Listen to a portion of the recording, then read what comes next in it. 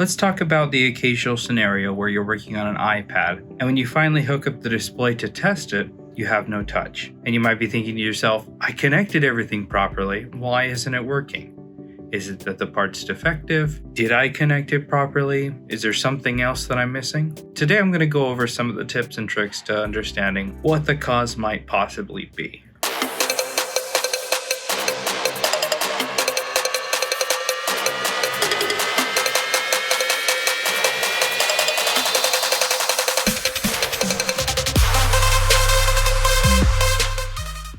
Almost every single time you run into an issue where there is no touch on a digitizer.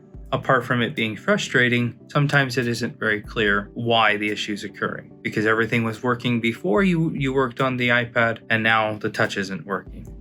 99 times out of 100, it comes down to simply following a order of operations, which involves properly going through the steps to make sure that you've not only connected things properly, but in the right order. The amount of clients that we see that have issues like that have simply walked in to our location, let alone people calling in. All I have to do almost every single time is reconnect everything in the proper order, and everything fires up and everything works. Now, occasionally there is going to be a defect of some sort, but if you're running into an issue where you have zero touch on a digitizer and nothing looks damaged, most likely you just haven't followed the proper steps, which is to isolate the battery from the board.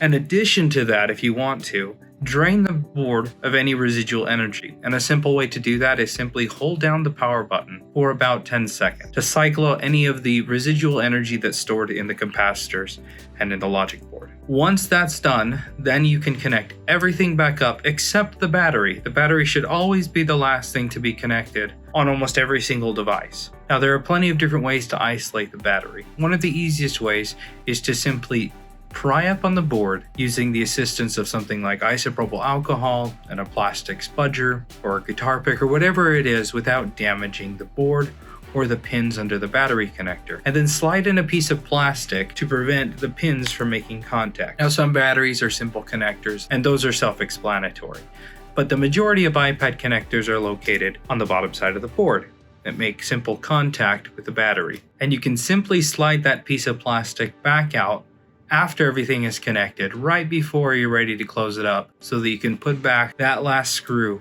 that'll tighten the battery back down to the board. And at that point in time, you can fire up the iPad, and I pretty much guarantee that if you were having touch issues, you will no longer have those issues. Now, in the rare circumstance where you still find that there are issues, it could be defective. That's no problem. But the volume of calls and people coming in because of these simple steps merited this short video.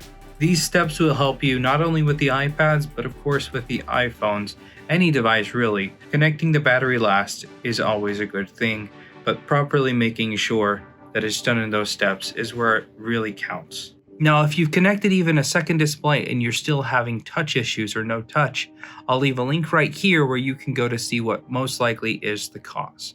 Hopefully this has helped you, either in a current scenario or in a future scenario. Leave any questions or comments down below. Thanks a ton for watching. We'll see you in the next video.